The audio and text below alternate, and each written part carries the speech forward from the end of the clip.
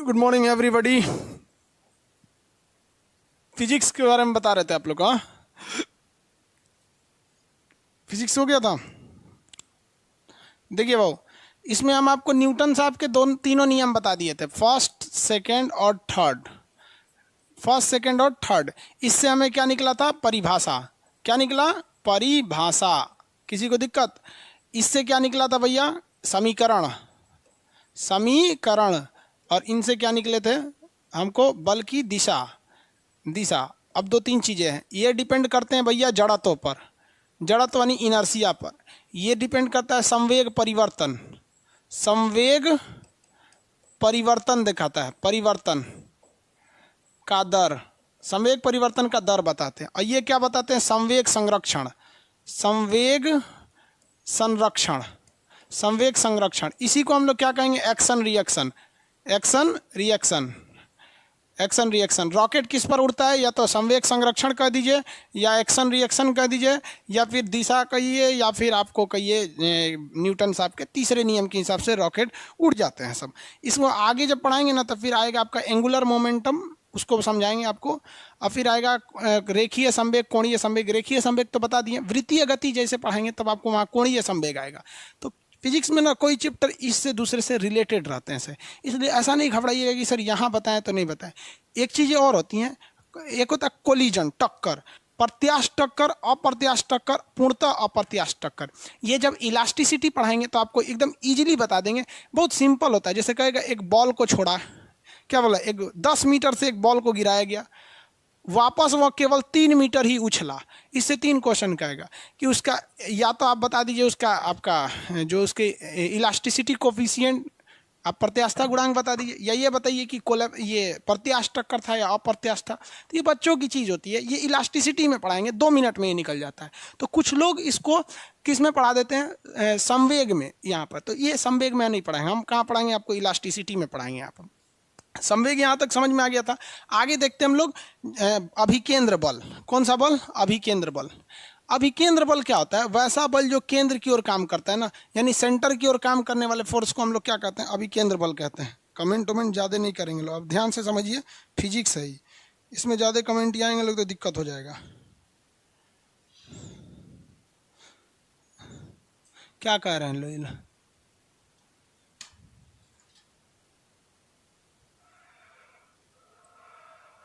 Sir 2 लड़कों की वजह से सब सा क्यों हो जाता है? हम कहाँ गुस्सा हो रहे हैं भाई?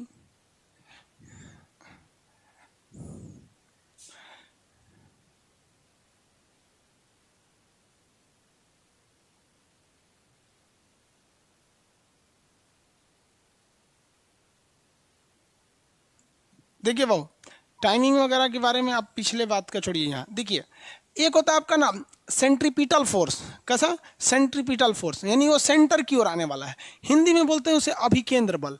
अभिकेंद्र बल।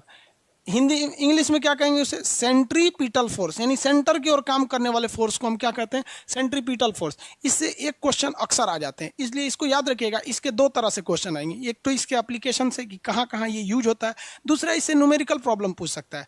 इसमें सेंट्रीपिटल फोर्स F बराबर क्या होता है? mv²/r।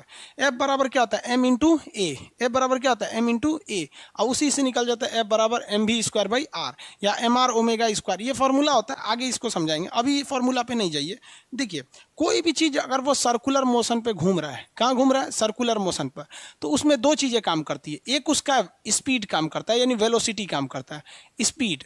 दूसरा उसका एक्सीलरेशन काम करता है, त्वरण काम करता है। देखिए, जो भी चीज सर्कुलर पाथ पर घूम रही होती है, कहेगा इसमें बल किस डायरेक्शन में लगता है? तो फोर्स सेंटर की ओर लगता है। फोर्स का डायरेक्शन किधर होता है? सेंटर की ओर। तो याद रखिएगा, सेंटर की ओर डायरेक्शन जो होता है 2 चीजों का होता है, फोर्स एंड एक्सेलरेशन। कहेगा वृत्तीय पथ पर घूम रहे किसी चीज को घुमाने के लिए कौन से बल की जरूरत होती है? तो सेंट्रीपिटल फोर्स की जरूरत होती है। इसे हिंदी में कहते हैं अभिकेंद्र बल। ये किधर लगता है? तो सेंटर की ओर लगता है। लेकिन कह देगा कि वृत्तीय पथ पर घूम रही कोई चीज को, यानी सर्कुलर पाथ पर कोई चीज़ अगर राउंड कर रही है तो उसका जो वेलोसिटी है वो किधर काम करता है, तो वो उसके स्पर्श रेखा यानी टेंजेंट की डायरेक्शन में बाहर की ओर काम करता है। टेंजेंशियल डायरेक्शन में कहाँ काम करता है, बाहर की ओर। इसलिए किसी रस्सी में किसी ईंटा को बांध के इसे घुमाइएगा तो फोर्स आपके हाथ पे लगेगा सेंटर की ओर, लेकिन जैसे छोड़ेंगे तो वो रस्सी घूमते घूमते जैसे छोड़ेंगे तो टेंजेंट की ओर चली जाएगी, उसके टेंजेंट मतलब स्पर्श रेखा की ओर। तो हमेशा किधर जाती है, वो स्पर्श रेखा की डायरेक्शन में जा रही होती है। कोई भी चीज़ या तो पूरी तरह राउंड घूमे या हल्का कर्व भी लेगी तो उसे किस चीज़ की ज़रूरत पड़ती है भैया, तो उसे ज़रूरत पड़ने वाली है किस चीज़ की, तो उसको ज़रूरत पड़ती है आपकी सेंट्रीपिटल फोर्स, अभिकेंद्र बल की। अब ये अभिकेंद्र बल हर जगह आता है। यहाँ इसके एप्लीकेशन देखिए कहाँ कहाँ इसके यूज आते हैं। एक होता है पृथ्वी का घूमने के लिए, पृथ्वी पर भी तो सर्कुलर घूम रही है अभिकेंद्र बल के कारण। तो क्वेश्चन आएगा कि पृथ्वी को सूर्य के चारों ओर घूमने के लिए क्या चाहिए, अभिकेंद्र बल चाहिए। जैसे एक धागा मान लीजिए किसी रस्सी, इसमें देखिए ये तो हम रस्सी से इसको बांध दिए थे, अब पृथ्वी को तो किसी ने बांधा नहीं है, तो उनके लिए फोर्स कैसे आएगा, तो जैसे ये है हमारा सूर्य और सूर्य के चारों ओर कौन घूम रही है, पृथ्वी घूम रही है, तो घूमने के लिए तो एक सेंट्रीपिटल फोर्स की जरूरत है, अभिकेंद्र बल की जरूरत है। अब उसमें रस्सी तो बंधा नहीं है, इसके जगह पे क्या चीज़ है, आप बता सकते हैं कि पृथ्वी और सूर्य के बीच में घूमने के लिए अभिकेंद्र बल हर हाल में जरूरत है। ये अभिकेंद्र बल रस्सी द्वारा नहीं आता है तो फिर आता किसके द्वारा है, फटाफट आंसर देंगे लोग, किसके द्वारा ये आता है बल,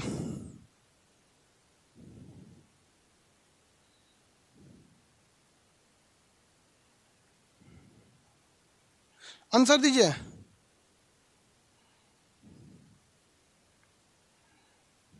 किसी को कोई दिक्कत, आंसर फटाफट, ग्रेविटी द्वारा, वेरी गुड, बहुत से लोगों का आंसर सही है, ग्रेविटेशन फोर्स, ग्रेविटेशनल फोर्स द्वारा आता है, वेरी गुड। देखिए दो ऐसे आप अपने लाइफ में दो ऐसे फोर्स को महसूस किए होंगे जिसके लिए कांटेक्ट की जरूरत ही नहीं है, एक मैग्नेटिक फोर्स और एक ग्रेविटेशनल फोर्स। एक्चुअली में दोनों एक ही चीज़ है।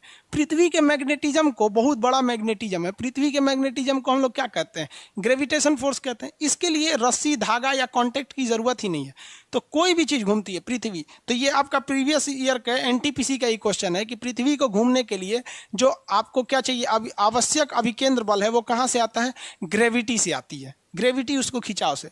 दूसरा क्वेश्चन आता है कि किसी भी मोड़ पर, मोड़ समझते हैं, घुमाव पर गाड़ी को घुमाने के लिए अभिकेंद्र बल की जरूरत पड़ती है। अब घुमाव पर गाड़ी अगर सड़क पर घुमा रहे हैं तो उसके लिए भी किसकी जरूरत है, अभिकेंद्र बल की जरूरत पड़ती है। ये अभिकेंद्र बल कहाँ से आता है बताइए, मोड़ पर यानी किसी कॉर्नर पर कहाँ से आता है, मोड़ पर अभिकेंद्र बल कहाँ से आएगा, ग्रेविटी से। बताइए भैया मोड़ पे किससे आएगा, ग्रेविटी से नहीं आएगा।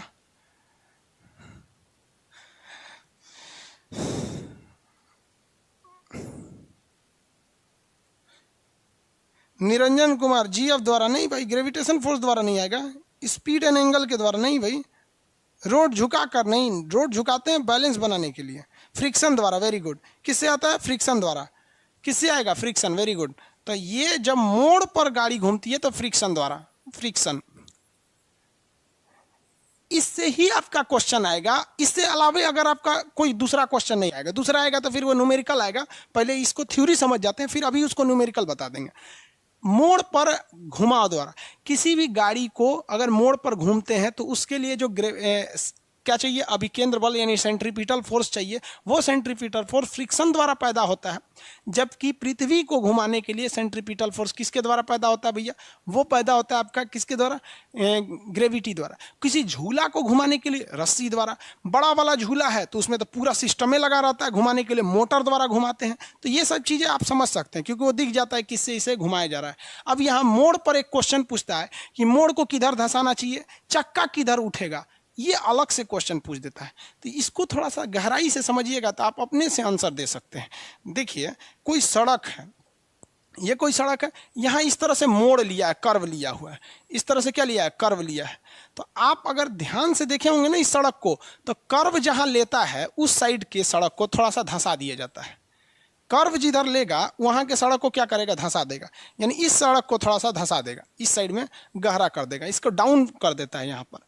तो क्वेश्चन तो ये तो सिंपल सा हो जाता है, डाउन करने वाला पूछेगा तो दिक्कतें नहीं है, यहाँ तो फंसेंगे ही नहीं। चकवा पूछता है कि चक्का कहाँ का उठेगा, तो जिधर सड़क घूम रही होती है उधर के ही सड़क को डाउन किया जाता है, क्योंकि अगर आप ओवर स्पीड में कहीं सर्किल मारते हैं तो आपकी गाड़ी का वही चक्का उठेगा जो कर्व के डायरेक्शन में, यानी जो मोड़ के डायरेक्शन में। किस डायरेक्शन में? मोड़ के डायरेक्शन में। जैसे यहां एक कोई गाड़ी हम बना देते हैं, ये चक्का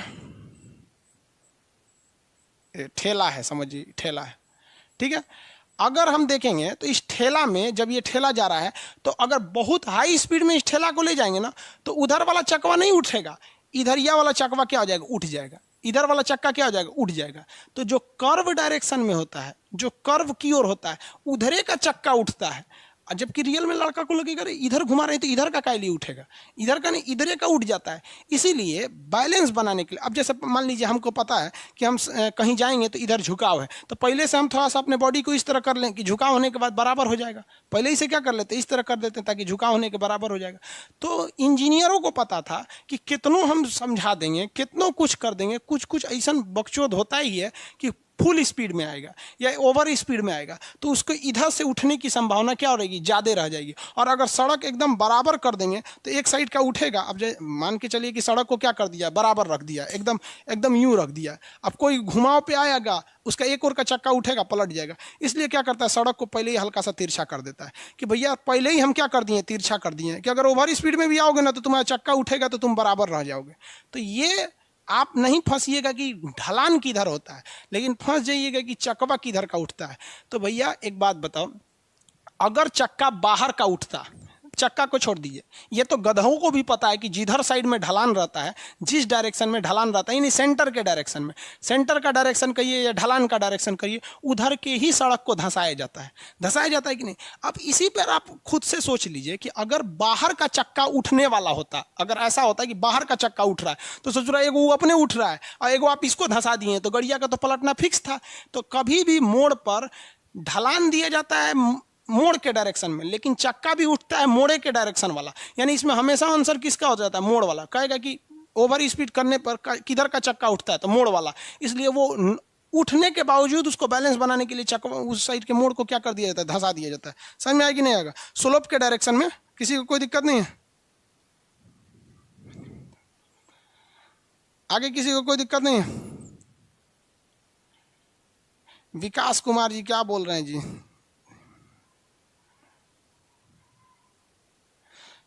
सर ये बताइए कि रेलवे की जीके में क्या पढ़ाएंगे आप? जो नॉर्मल पूछेगा वही पढ़ाएंगे?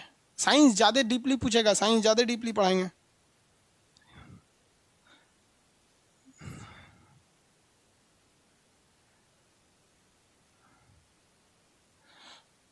समझ में आ रहा है कि नहीं आ रहा बहू?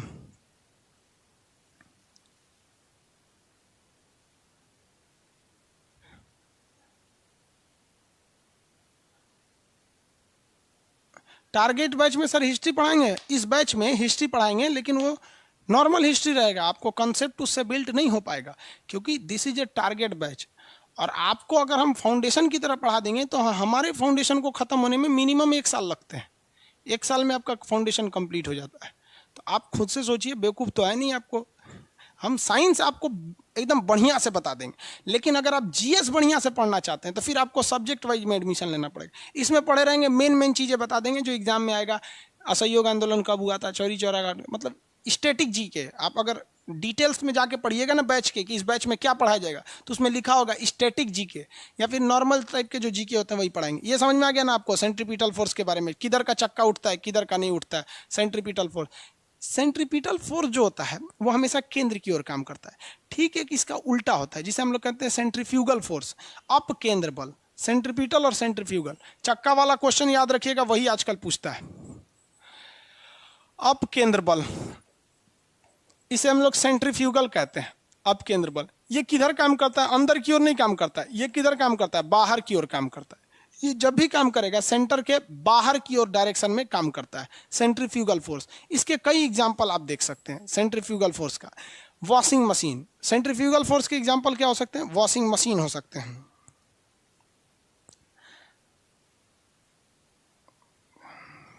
भाई आप लोग कमेंट ज़्यादा करते हैं लोग, हमको लगता है कोई इंपॉर्टेंट कमेंट करते हैं लोग, इसलिए हम सोचते हैं कहीं डाउट पूछ रहे हैं, इसलिए जाके देख लेते हैं। देखने के बाद पता चलता है किसी काम का कमेंट नहीं है। ऐसा करते रहेंगे, 1 हफ्ता में कमेंटें पढ़ना छोड़ देंगे। जरूरी जो है डाउट पूछिए, बात मत बताइए कोई भी चीज़, डाउट बस पूछा कीजिए, नहीं तो फिर लास्ट में पूछा कीजिए। देखिए इसके दो एग्जाम्पल आप याद रखेंगे। एक है वॉशिंग मशीन। वॉशिंग मशीन का सिद्धांत जो होता है वो इसी पर काम करता है, वॉशिंग मशीन इसी पर काम करता है। वॉशिंग मशीन जो होता है उसके अंदर एक हॉलो इस तरह से होता है, ट्यूब टब होता है। अगर इस हॉलो वाले हिस्सा पे देखेंगे, हॉलो मतलब खाली, तो इस तरह बहुत ज़्यादा इसकी दीवारें बहुत घर्षण वाली होती हैं, खुरदुरी दीवारें बनाई जाती हैं, वो स्टेनलेस स्टील की होती हैं, खुरदुरा होता है ताकि कपड़ा उस पर रगड़ा जाए। और इस पर एक मोटर लगा होता है, नीचे नीचे क्या लगा होता है, एक मोटर लगा होता है। अब क्या करते हैं, इस पर कपड़ा फेंक देते हैं, आप लोग इसमें कपड़ा को डाल देते हैं इस तरह से।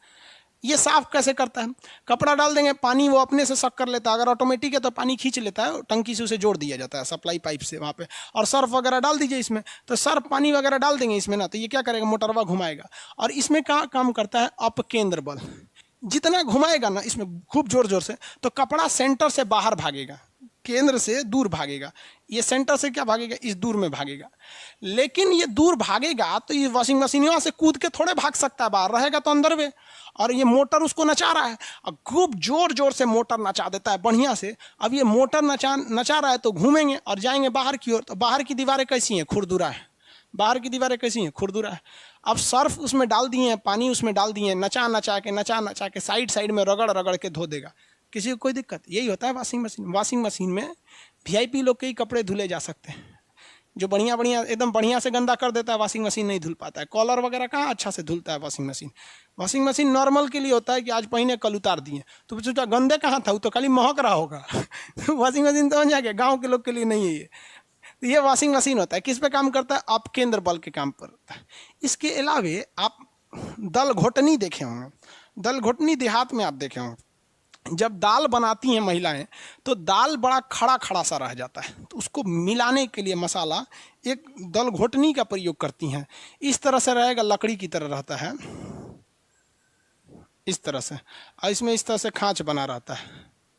देखें, इसको दाल में डाल के ऐसे ऐसे ऐसे ऐसे दलों में ऐसे ऐसे घोंट दिया जाता है, जिसको कहा जाता है दल घोटनी है। क्या है, दल घोटनी है। तो दल घोटनी क्या करता है, दाल को सेंटर से बाहर फेंकता है, दाल को सेंटर से बाहर फेंकता है। लेकिन कुकर कहता है इसी पे बाहर, तो कुकर भी तो लगा रहेगा, कुकर में इसे डाल दीजिए इसको। कुकर क्या कहता है कि रे बकलोलवा कहीं का, तुम कितना छटपटा लेगा, कुकर से तो बाहर जा नहीं पाएगा। तो ऐसे ऐसे करिएगा ना, तो जो दाल खड़ा खड़ा है, बड़ा बड़ा दाल है, वो इससे दूर भागेगा और दीवालों से टकरा जाएगा, और टकरा के क्या हो जाता है, टूट जाता है। तो ये दल घोटनी भी किस पे काम करता है, अपकेंद्र बल पर, सेंट्रीफ्यूगल फोर्स पर काम करता है, अपकेंद्र बल। पटना में लड़का जो स्टूडेंट रहते हैं सब, या फिर दिल्ली उल्ली में, ये लोग के पास इतना जगह नहीं रहता है कि दल घोटनी रखे, तो वो क्या करता है, ऐसे गिलास रखे रहता है, गिलास या किसी कटोरा में इस तरह हाथ डाल देगा सर, गिलास या कटोरा में हाथ डाल देगा, अंदर जाके पूरा ना उसमें मल देगा दाल को, वहाँ पे हो गया। अब वैसे तो बिहार का स्टाइल क्या है कि जब दाल बनाएगा ना तो उसमें 2 आलू डाल देगा, दाल बन गया, चावल बना दिए, एक और चावल बन रहा है, एक और दाल और आलू, आलू का बनाएगा चोखा और दाल चावल। बहुत स्ट्रगल की लाइफ होती है। आपको हम क्या बताएं बाबू, जितने लड़के कहते हैं ना कि सर मेरे पास पढ़ने के लिए पैसा नहीं है, तुम्हें हम दिल से दुआ देते हैं, या तुम लोग का रिजल्ट हो जाएगा। सच बताते हैं, जिसने संघर्ष किया इस जीवन में उसको ये चीज़ हो जाता है, बहुत उसके अंदर मेहनत आता है पढ़ने के लिए। जिसके जीवन में संघर्ष नहीं है कभी आगे ही नहीं जा सकता है, कभी आगे नहीं जाएगा जो संघर्ष नहीं किया। आपको लगता है खान सर यहाँ आ गए, भाई आप कभी देखे होंगे ना, हम कुछ सारे गुरुद्वारा जो होता है ना, गुरुद्वारा, उसमें जाके खाना खाएं हम। सोचो गुरुद्वारा में जाके खाना खाएं, वो भी नहीं था मेरे पास। गुरुद्वारा में वो लोग ना गरीब अमीर नहीं देखता है, हिंदू मुस्लिम नहीं देखता है, और वहाँ जाके वो लोग खाना खिला देते हैं। अनाथ आश्रम में जाके खाएं, इसलिए आज भी अपना चलाते हैं। तो ऐसा नहीं है कि किसी को कामयाबी बना के मिलती है, लेकिन जो इंसान मेहनत करेगा ना, उसे कभी कोई आगे बढ़ने से नहीं रोक सकता। पढ़ाई से मुंह मत मोड़िएगा, समस्याएं आती रहेंगी जाती रहेंगी, आप पे लोग हंसेंगे। याद रखिएगा मेरी बात, जिस पर ये जग हंसा है उसने इतिहास रचा है। हमारे रिलेशन में बहुत से लोग कहते थे कि का ये लड़कवा को पढ़ा रही हैं, क्या करेगा, पढ़ के कोई राजा महाराजा हो जाता है। हाँ, एक को भेजिए कहीं काम वाम करने के लिए, सऊदी उदी भेज दीजिए। मुस्लिम लोग तो ज़्यादातर सऊदी चल जाते हैं, लेकिन मम्मी मेरी नहीं, मम्मी को पथरी था फिर भी नहीं पढ़ा, कहती नहीं बाबू तुम पढ़ो ही पढ़ो। आज तो मन नहीं करता उन लोगों से बात करने का, और कहते हैं कि देखो पढ़ाई का मतलब क्या होता है।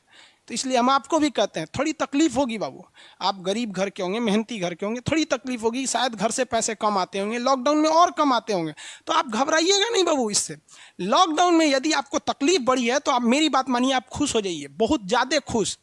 रीजन समझिए, रेस में जब घोड़ा दौड़ता है ना, तो घोड़े के पीठ पर बैठा हुआ उस घोड़े का मालिक उसे चाबुक से घोड़े को बहुत मारता है, बहुत मारता है, घोड़ा को दर्द होता है। वो सोचता है कि मेरा मालिक हमको तकलीफ क्यों दे रहा है। उस घोड़े को पता ही नहीं है यार तुम्हारा मालिक तुम्हें जिताना चाहता है।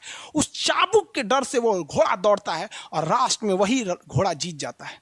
तो याद रखिएगा, आपका मालिक ऊपर वाला है। अगर वो आपको बहुत तकलीफ दे रहा है ना, तो आप उस तकलीफ से घबराइए मत, बल्कि खुश हो जाइए कि आपका मालिक आपको जिताना चाह रहा है। जिस घोड़े को चाबुक नहीं पड़ेगा वो कभी रेस नहीं जीत सकता है। तो जिस इंसान को कभी तकलीफ नहीं देगा भगवान, वो कभी आगे नहीं जा सकता है। वो पत्थर कभी नहीं पूजा जाएगा जिसे छीनी हथौड़ी से तराश कर एक मूर्त की मूर्ति न दी जाएगी यहाँ पर। तो आपके जीवन में अगर तकलीफ नहीं आती है तो आप आगे नहीं बढ़ेंगे। और जिन्हें तकलीफ आती है, गरीबी आती है, समस्याएं देखने को मिलती है, पड़ोसी हंसता है, याद रखिएगा एक दिन वही लोग आपका नाम इज्जत से लेंगे वहाँ पर। और फिर आप उन लोगों से, खैर आप माफ़ कर दीजिएगा, सबको माफ़ कर दीजिएगा। ये बहुत बड़ा अपने आप में बल है। सबसे बड़ा बल नाभिकीय बल होता है, सबसे बड़ा बल, और सबसे कमजोर बल गुरुत्वीय बल होता है। लेकिन हमारे हिसाब से सबसे बड़ा बल होता है कि जब आप गुनाह न किए हो और आपको सजा दिया जा रहा हो और फिर आप उसे माफ़ कर दें। कोई आपसे बिना वजह खफा हो जाए और आप उसे माफ़ कर दें, ये भाई साहब दुनिया का सबसे बड़ा बल है। ये सबके पास नहीं होता है। अगर ये बल आ गया ना तो फिर आप बहुत आगे जाएंगे। इसलिए तकलीफ नहीं हो जाएगा। बहुत से लोगों का कमेंट देखते हैं, सर हम गरीब हैं, ये, अरे बहुत टेंशन नहीं लो भैया तुम लोग।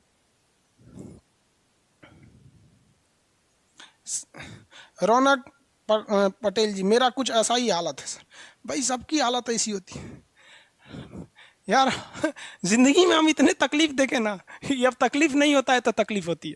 आपको हम अपनी रियलिटी बताते हैं कि हमने गरीबी को इतना करीब से देखा है कि कोई अपनी पत्नी को नहीं देखा होगा उतने करीब से। अब तो हमको गरीबी में रहने का आदत हो गया यार। आप मार्च से लेकर और अभी अक्टूबर तक यूट्यूब पर जाओ, मेरे वीडियो देखो, आपको 6 से 7 कपड़े में ही मिलेंगे। सोचो यार, आज भी हमको आदत है कि भाई हम उतने में ही जिंदगी बिता लेंगे, हम उसी में खुश हैं। अब हमको अगर कोई आराम दे देता है तो हमको आदत हो गया है कि जब हम उठते थे तो खाने को नहीं था, तो 2 बजे ही खाना मिलता था लंगर में जाने के बाद। आज भी कुछ नहीं खाते हैं, सुबह से थोड़ा सा पानी, एक चाय पी लेंगे, 2 बजे जब बैच खत्म होगा तब खाएंगे ही। आदत हो गया, अब बॉडी उसी को एडजस्ट कर लिया है और कोई तकलीफ नहीं है उसके वजह से। लेकिन हाँ, हम जो तकलीफ देखें, हम नहीं चाहते कि फिर कोई दूसरा देखे, लेकिन अकेला चना भार थोड़ी फोड़ सकता है। आप भी कामयाब हुई, आप भी समाज की सेवा कीजिए। तकलीफ सबको होती है भाई। सोचिए, हम आज तक, बाकी लोग को देखिएगा ना, मार जैकेट में पढ़ाएगा, टाई लगा के पढ़ाएगा, भाई पढ़ाइए, हम आपको मना नहीं कर रहे हैं। आपने अमीर जिंदगी जिया है और हमने गरीब जिंदगी जिया है। तकिया लगाने को नहीं था ना, तो हाथे मोड़ के आदमी तकिया लगा लेता था। सब तकलीफ होते हैं। ये सब पुराने दिन को याद करिएगा ना तो एक दिन हंसी आएगी, और फिर सोचेंगे ना तो अपने आप को बहुत साहस होगा, साला हम इतने हिम्मती थे, कैसे बर्दाश्त कर लिए। एक वक्त आएगा बाबू, आप लोग के भी माँ बाप के चेहरे पे मुस्कुराहट आएगी। दिल लगा के पढ़ाई कीजिएगा, यही काम आएगा। और अगर आज पढ़ाई से भागेंगे ना, फिर कभी काम नहीं आएंगे, बहुत तकलीफ उठाएंगे आप लोग, फिर जिंदगी भर जिंदगी ब्लैक एंड वाइट हो जाएगी। खैर, ये सब फिजिक्स में, ये सब का बात की कोई अहमियत नहीं होती है। फिलॉसफी में कभी कभी चले जाते हैं, इमोशनल कर देता है सब हमको।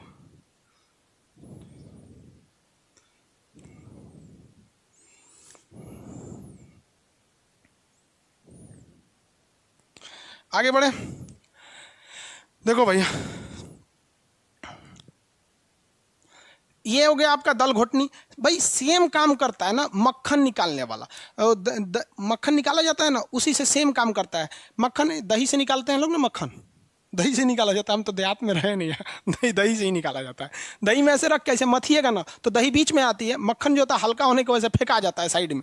क्या हो जाता है, फेंका जाएगा साइड में, तो दीवालों पे मक्खन लग जाता है, उसको निकाल लिया जाता है। और एक कृष्ण कन्हैया नहीं थे, तो बचपन में तो खूब माखन चोरी किए हैं। उनको कृष्ण भगवान को लोग माखन चोरी बोलते हैं। देखते होंगे जहाँ कृष्ण भगवान रहेंगे ना, वहाँ एक घड़ा रहेगा और उसमें एक लकड़ी रहेगी, उसमें मक्खन को ऐसे मथने के लिए, और उसमें कृष्ण भगवान ऐसे जूठा करके खा के चल जाते थे। तो उनको मक्खन बहुत अच्छा लगता था। तो ये किस पे काम करता है, सेंट्रीफ्यूगल फोर्स पे। तो सेंट्रीपिटल और सेंट्रीफ्यूगल में तो किसी को कोई दिक्कत नहीं होगा। आगे समझ में आ रहा है कि नहीं आ रहा है, किसी को कोई दिक्कत नहीं, आगे बढ़े।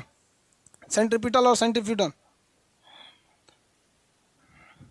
अरे भाई कमेंट वो करता है ऐसे गजब गजब।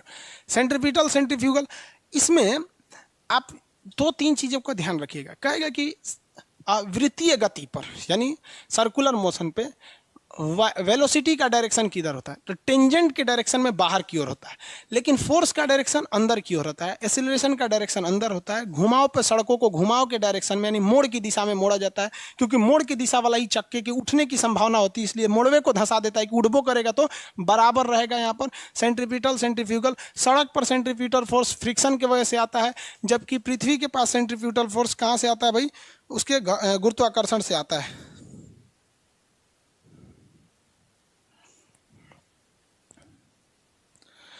अब इसका न्यूमेरिकल देख लेंगे। अब केंद्र बल से समझ में आ गया ना, मशीन मक्खन निकालने की मशीन वगैरह हो जाती है।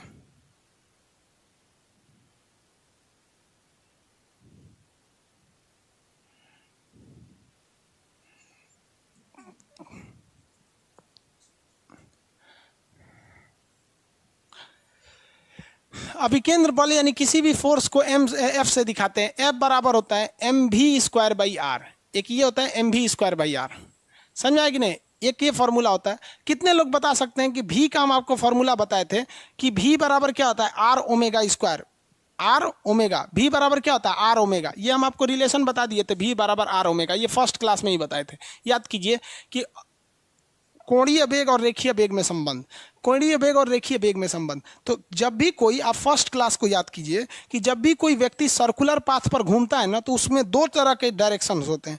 एक वो सेंटर के रेस्पेक्ट में यहाँ से यहाँ गति कर रहा होता है, पॉइंट ए से पॉइंट बी के बीच में जा रहा होता है, तो ये जिस स्पीड से गया है इसे कहते हैं हम रेखीय चाल, यानी भी से दिखाते हैं। लेकिन इसी दौरान अगर आप इसको गहराई से देखेंगे तो यहाँ पर उसने एक एंगल भी बना दिया, तो एंगल ड्रॉ करने का जो दर होता है इसे कहते हैं हम लोग कोणीय वेग, और यही अगर दूरी तय कर रहा है तो इसे कहते हैं रेखीय वेग। तो आपसे वृत्तीय पथ पर जो पूछता है वो ये भी दे के पूछ सकता है कि एंगल इतना है, या फिर आपको ये भी दे के पूछ सकता है इतनी दूरी तय किया, तो दोनों पे बताना पड़ेगा। तो आप बताइए, अगर आप इसको इसमें रखिएगा तो आप रख के निकाल लीजिए, एफ बराबर एम आर ओमेगा स्क्वायर आता है, एम आर ओमेगा स्क्वायर। ये सिंपल है भाई, कैसे, भी के जगह पे क्या लिख देंगे आर ओमेगा, देखिए सिंपल है, यहीं से हम निकाल देते हैं। एफ बराबर क्या है एम, भी के जगह पे क्या लिखेंगे आर ओमेगा, और भी का स्क्वायर करेंगे तो इसका भी स्क्वायर करेंगे, नीचे ऑलरेडी आर है, आर है कि नहीं, इस आर से ये वाला कट जाएगा आर, तो ये तो आर का स्क्वायर ना है, तो यहाँ देखिए एम आर स्क्वायर में से एक आर कट गया है और यहाँ omega square, M R omega square, तो वही यहाँ लिख दिए, दोनों फार्मूला लिख दिए यहाँ पे। एफ बराबर क्या होता है M v square by are, क्या हो गया M v square by are. किसी को दिक्कत है?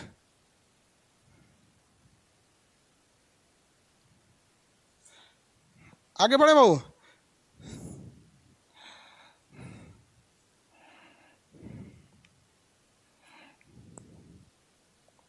मौत का कुआं आगे बताएंगे, वेरी गुड बाबू, इस तरह का कमेंट किया कीजिए, आपको कोई क्वेश्चन है तो भाई साहब मौत का कुआं पूछे, हम बता देंगे आपको मौत का कुआं क्या चीज है, उसको हम समझा देंगे। कन्हैया कुमार जी, मौत का कुआं में फोर्स क्या होता है, यूपीएससी के बैच मौत का कुआं, जितेंद्र कुमार, ये सब समझा देंगे। पहले ये समझ में आ गया कि नहीं आ गया? फॉर्मूला बोलिए एक बार मेरे साथ, एम भी वो जो नॉर्मल फोर्स होता है, रेखीय फोर्स, एफ बराबर क्या होता है एम ए, यही ना होता है एम, एम ए, तो यहाँ क्या है एफ बराबर एम ए की जगह पे ये है भी स्क्वायर बाई आर, तो एफ बराबर क्या हो गया M v square by R या M R omega square, M v square by R या M R omega square, M R omega square. Simply पूछ देगा आपसे, क्वेश्चन कहेगा किसी वृत्तीय पथ पर यानी किसी भी सर्कुलर मोशन पर 2 kg का कोई पिंड है, यानी 2 kg यहाँ दे दिया, तो आप डायरेक्शनली देखिए ना, 2 kg किसका दे रहा है, मास की वैल्यू दे रहा है। 2 kg का एक पिंड है जो 4 मीटर के, कितने मीटर के, 4 मीटर की त्रिज्या पर रेखीय चक्कर लगा रहा है, रेखीय वेग से क्या लगा रहा है चक्कर लगा रहा है। अगर इसका स्पीड कितना है 5 है, 5 मीटर पर सेकेंड, तो बताइए इस पर कितना फोर्स लगेगा। तो सेम चीज़ तो है भाई, न्यूमेरिकल में कुछ नहीं होता है यार, न्यूमेरिकल बच्चों की चीज़ होती है। बस इसमें क्या होता है कि आपको सारी चीज़ें दी रहती हैं, एक कोई ऐसी चीज़ होती है जो नहीं दी रहती है, ये इजी निकल जाएगा, इसमें थोड़ा सा प्रॉब्लम आएगा। हम दोनों टाइप का समझा देते हैं आपको। इसमें है एफ बराबर एम की जगह बताइए कितना मास है, मास कितना केजी दिया, एम की जगह पे 2 kg है, 2 kg है। अरे मीट कैसे दिया, पागल हो गया क्या, ये मिटा दे रहा है इसको।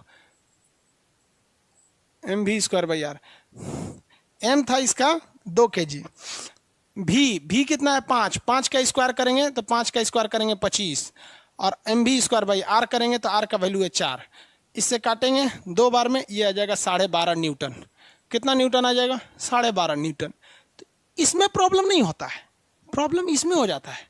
ओमेगा बराबर क्या होता है आपको बताइए? ओमेगा बराबर फॉर्मूला बताए थे, ओमेगा बराबर बताए थे ना, 2π/T, 2π/T। ओमेगा का फॉर्मूला बताए थे, फर्स्ट क्लास में ही बताए थे। तो आप पीछे का भूलते जाएंगे तो फिर कैसे काम चलेगा?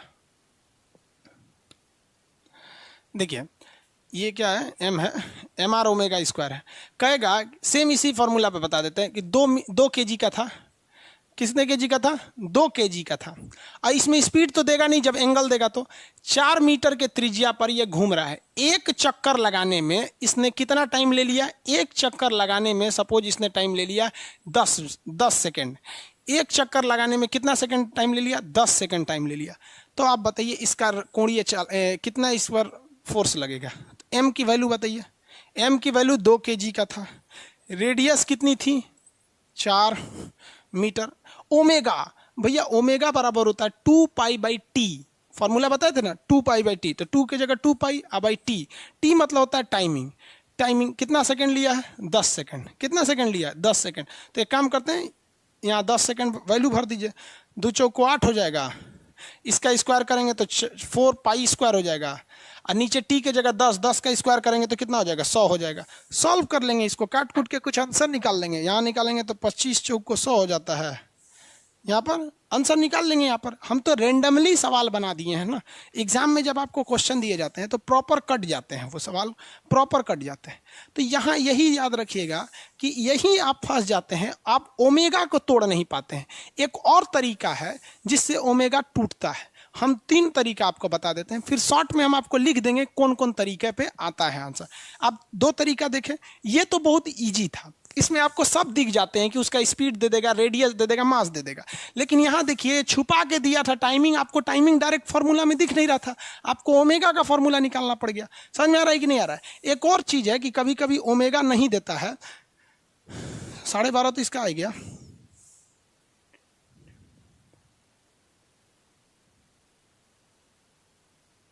सर ट्रेन की पटरी मोड़ पर बाहर की ओर क्यों झुकती है? भाई बाहर की ओर कहाँ झुकाया गया रहता है?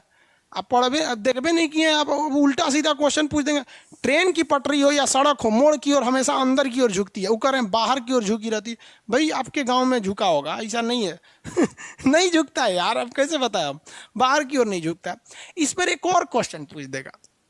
क्वेश्चन ये पूछेगा कि इसी में सुधार देते हैं ताकि आपको आंसर बड़ा इजी समझ में आएगा। एक ही क्वेश्चन को हम दोबारा बता देते हैं ताकि आपको लगे कि नहीं भाई एक ही क्वेश्चन को कई टाइप का पूछ सकता है। यही सामान है 2 kg का, यही है आपका कितना 4 लीटर है। कितने की स्पीड से जा रहा था भाई? ये 5 की स्पीड से जा रहा था।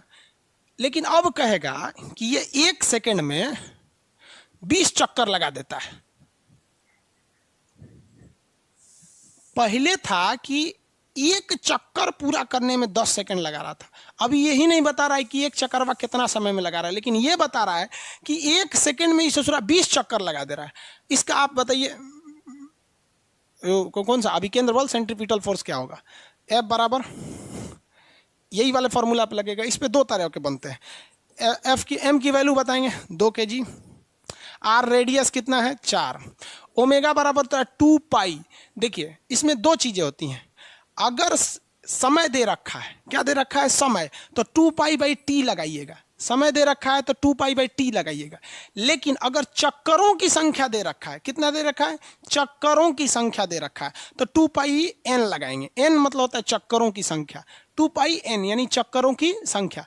ये कोई अलग से नहीं है, उसी का चीज हो जाता है निकालने के लिए। यहाँ पर देखिए अगर कह देगा चक्करों की संख्या, वो चक्कर की संख्या दे रहा है कि नहीं? 1 सेकंड में चक्करों की संख्या, उसे हम आवृत्ति कहते हैं। ये आपको SHM में पढ़ना है, सिंपल हार्मोनिक मोशन में, इसलिए थोड़ा सा आपको टफ लग रहा होगा क्योंकि वहां का चैप्टर का चीज है। धीरे धीरे कोरिलेट करके पहुंचेंगे वहां तक तो इजी बन जाएगा।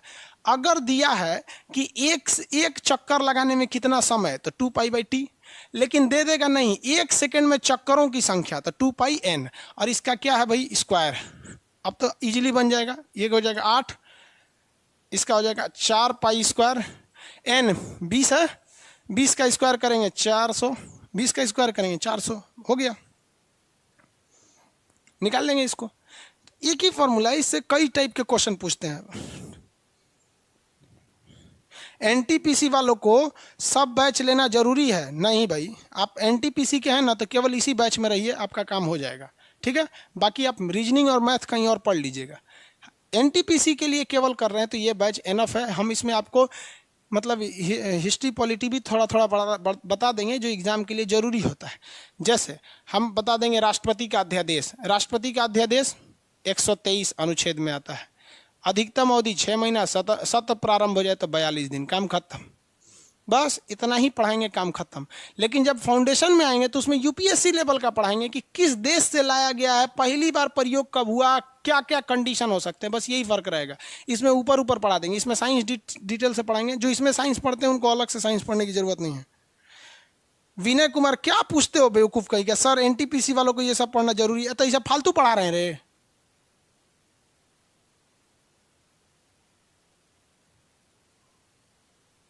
ब्लॉक कर दो तो उसको, विनय कुमार को।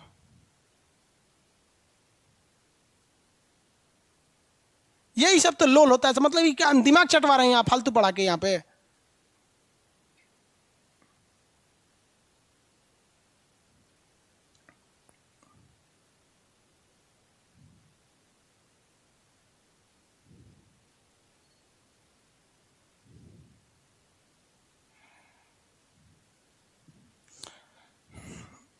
बोल रहा है कि एनटीपीसी में ये सब जो पढ़ना जरूरी है, मत पढ़।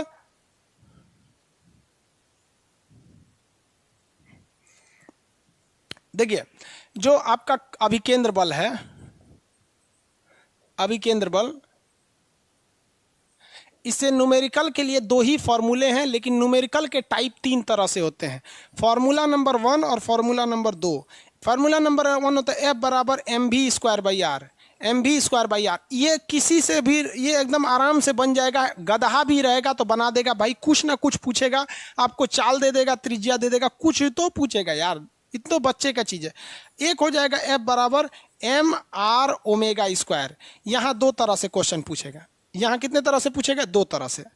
ओमेगा का वैल्यू 2 तरह से दे देगा। देखिए यहाँ हम यहाँ तीर हम किस पे दिए हैं? ओमेगा पर दिए हैं।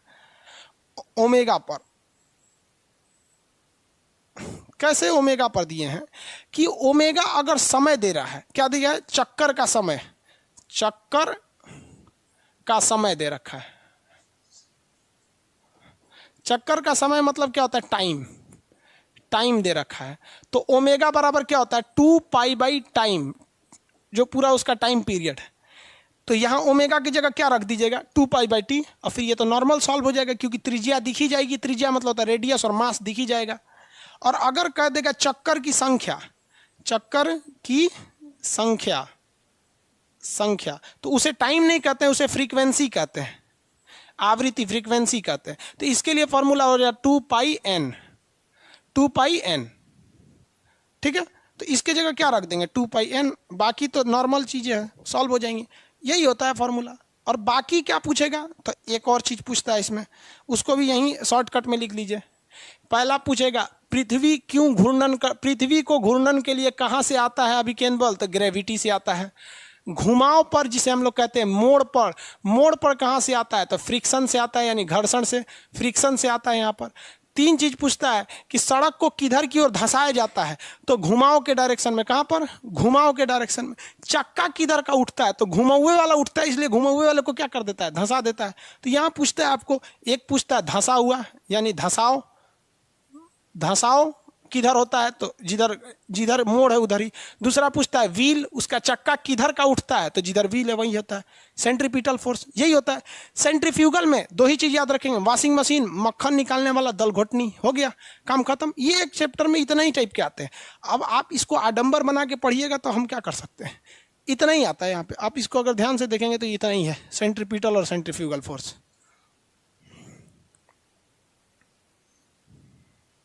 सर ग्रुप डी के लिए भी बैच लेना जरूरी है क्या? ग्रुप डी में सेंट्रीपिटल फोर्स का दूसरा फॉर्मूला होगा।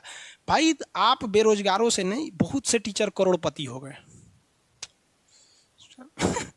अरे भाई तू सोच के बताना भाई मेरे, यार भलाई करने का जमाना नहीं। आज हमको समझ में आता है ना कि टीचर इतना लूटता क्यों यार, मजबूर कर देते हो आप लोग लूटने के लिए।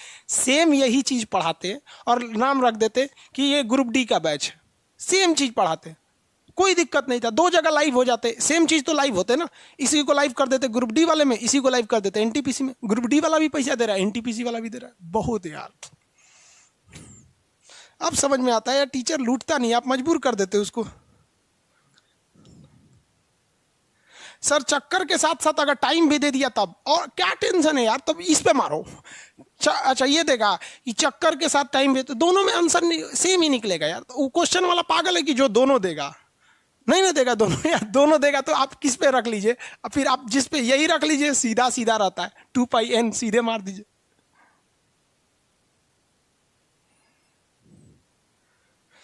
कृपया करके स्क्रीन वाला पीडीएफ दे दीजिए। स्क्रीन वाला पीडीएफ वो निकाल देते हैं, लेकिन अपलोड करने में बड़ा दिक्कत आ जाता है। सर इन लोगों को देखकर सुकून मिलता है, हमको भी जनसंख्या बढ़ाने में।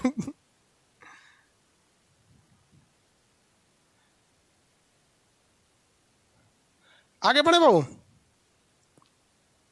सेंट्रीपिटल सेंट्रीफ्यूगल समझ में आ गया ना। अब इसमें हम लोग समझते हैं मौत का कुआं के बारे में। मौत का कुआं √RG होता है।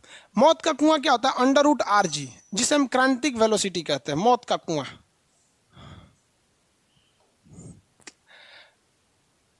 जिसे हम क्रिटिकल वेलोसिटी कहते हैं। Critical velocity, critical velocity √RG, इसे हम लोग क्रिटिकल वेलोसिटी कहेंगे।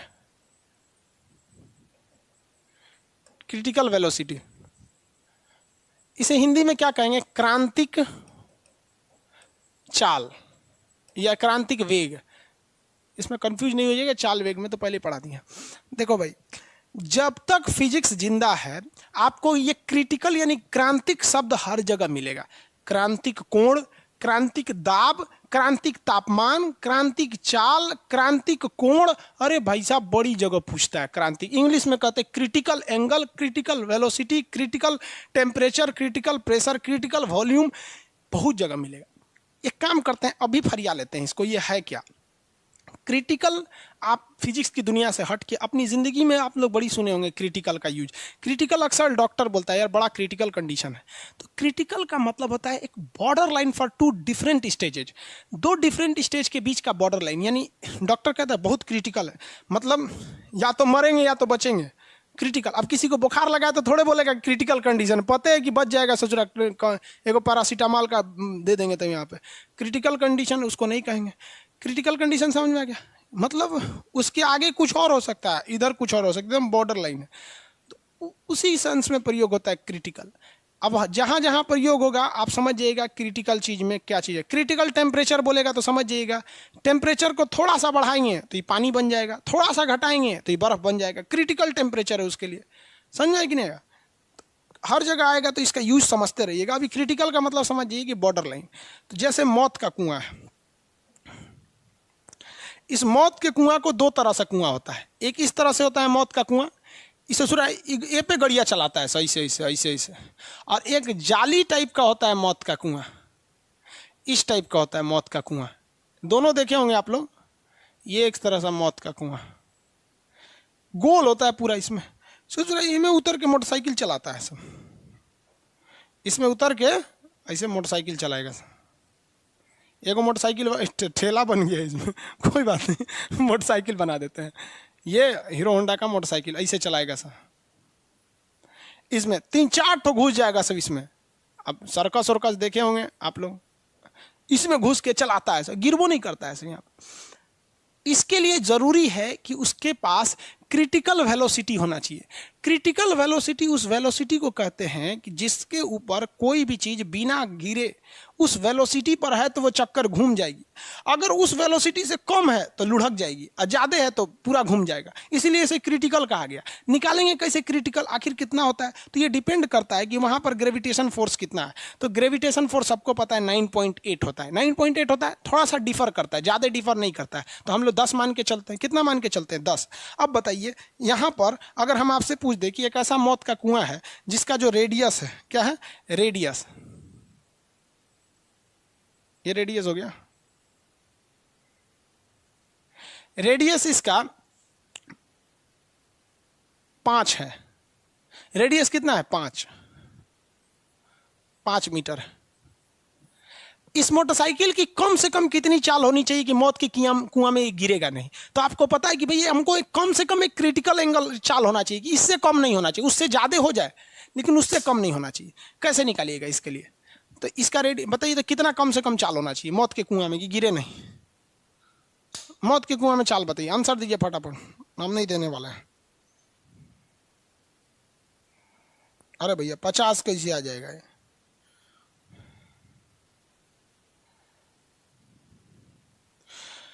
नीतीश कुशवाहा जी, आप क्या लिख रहे हैं सर? मेरा नाम लेकर भी रिप्लाई कीजिए।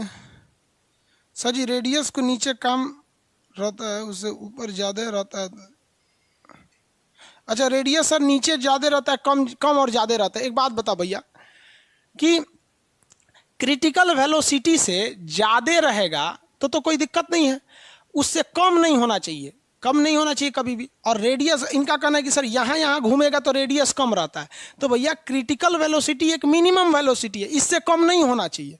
तो हम मैक्सिमम रेडियस मान के चल लेते हैं कि कितना है, उससे नीचे गिरने ही नहीं देंगे। तो रेडियस कहीं भी अलग आएगा, कोई दिक्कत नहीं आएगा। कितना होगा भाई?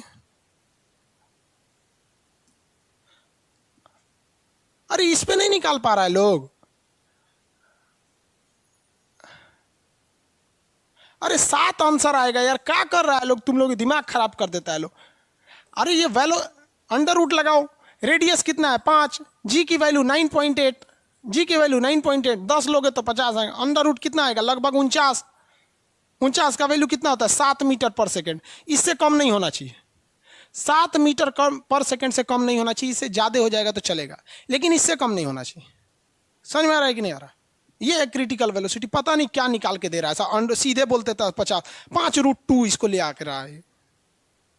लगभग में निकालो ना यार, लगभग नहीं समझते हो। अब आप ही बताओ ना यार, एग्जाम्पल में अगर 50 आ जाएगा एग्जाम में तो सीधे मारो ना 7, लगभग 49 है। इतना दिमाग रखिए यार। ग्रुप डी वाला सही पूछ रहा है सर, ग्रुप डी के लिए अलग बैच नहीं क्या? उस समय यही सब क्वेश्चन पूछता है सर। अप्रोक्स हाँ सही है। चलिए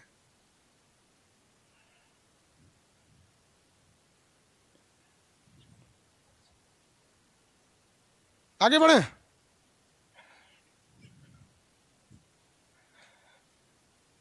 इंडियन पॉलिटी के एक लड़का का क्वेश्चन बहुत बेहतरीन था, नाम नहीं पढ़ पाए उसमें, कि सर इस मौत के कुएं में रेडियस अलग अलग हो जाता है, कभी कभी ना ये यहीं चक्कर लगाने लगते हैं, यहीं पे पूरा घूमते नहीं है सब।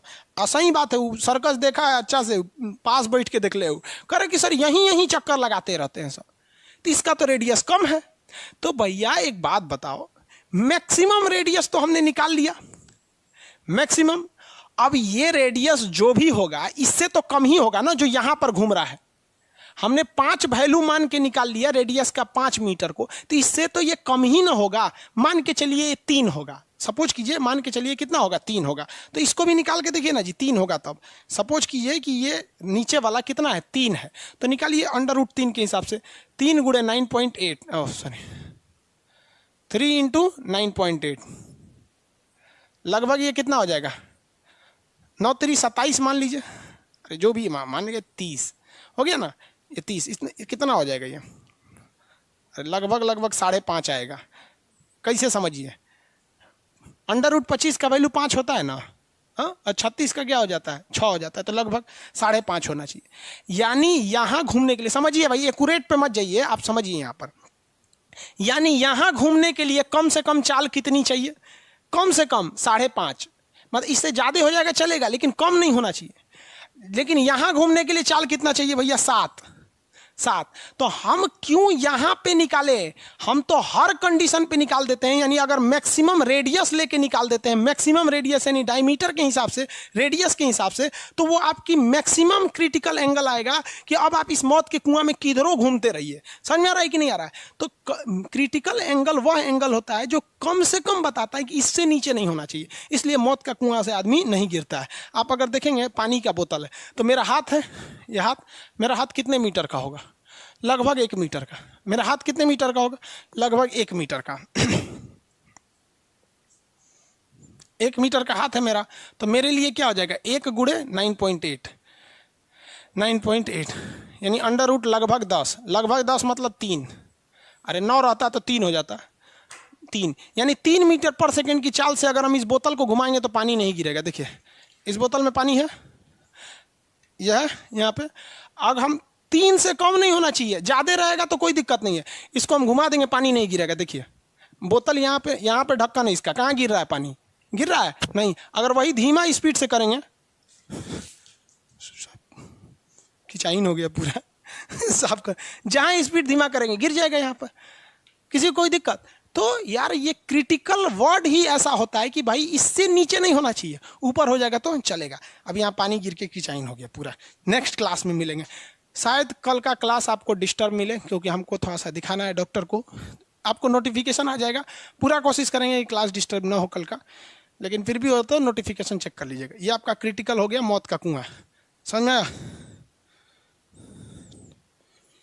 और एक सूचना समझिए, ज्योग्राफी की सूचना दे दो।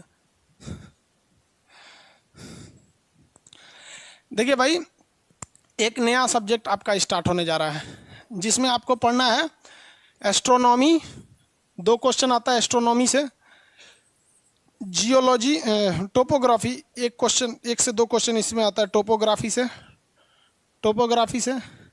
एक होता है आपका जियोलॉजी, इससे तो 3 क्वेश्चन आते हैं जियोलॉजी से। एक होता है जियोग्राफी, इससे ज़्यादा क्वेश्चन आते हैं जियोग्राफी से।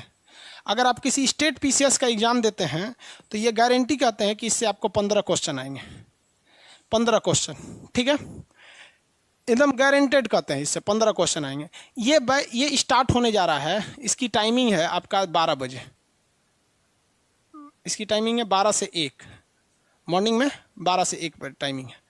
और 1 बजे के बाद नक्शा है, तो ज्योग्राफी या नक्शा एक साथ देख लेंगे लोग, तो कोई टेंशन ही नहीं है। नक्शा से आपका 15 क्वेश्चन आएगा और ज्योग्राफी का ये पोर्शन से 15 आएगा, 30 क्वेश्चन। यानी अगर आप ये केवल 2 बैच पढ़ लेते हैं, यानी 12 से 1 और 1 से 2, तो आपका किसी भी स्टेट के, या बिहार पीसीएस के हैं, या UP PCS, Rajasthan PCS, Bengal service, कहीं के आपका 30 क्वेश्चन नहीं छूटने वाला है यहाँ पर। इसका जो फ़ी है, ये फिलहाल आपका इसका फ़ी है 200 रुपये। इसका आपका एडमिशन चालू होगा कल से, एडमिशन आज से नहीं होगा, कल से होगा। और ये लगभग 4 दिनों तक 200 रुपये ही फीस रहेगी। इसलिए हड़बड़ी नहीं कीजिएगा, जल्दबाजी करने लगते हैं दिक्कत आ जाता है। इसलिए आपको टेंशन फ्री, आप कल लीजिए, परसों लीजिए, नरसों लीजिए, कोई दिक्कत नहीं। 4 दिन तक यही फीस रहेगी, 4 दिन बाद इंक्रीज करेगी। इसका क्लास स्टार्ट होगा मंडे से, जो नेक्स्ट आने वाला मंडे है ना, उससे होगा।